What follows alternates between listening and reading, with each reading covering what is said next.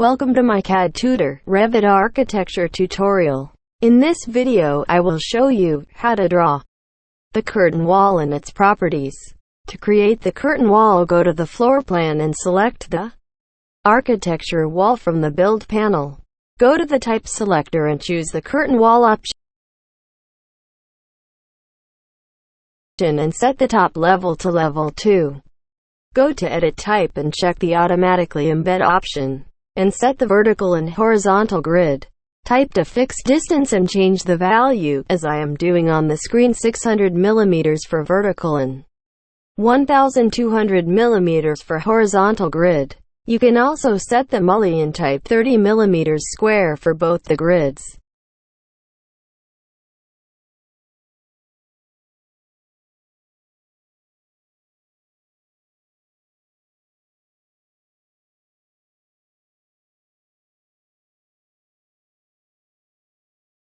Press OK to close the window and draw the wall on model space.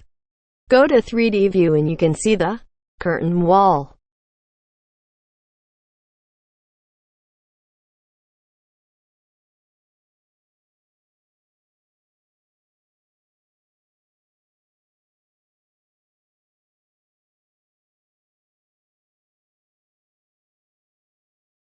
You can also draw the curtain wall over the solid wall. To do this, go to the floor plan and delete the existing window first, then select the curtain wall and go to edit type.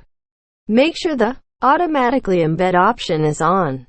Close the window and draw the curtain wall over the existing solid wall. Go to the 3D view and here is the curtain wall. To add the mullion, go to the architecture tab and select the mullion grid line option to create the whole line mullion.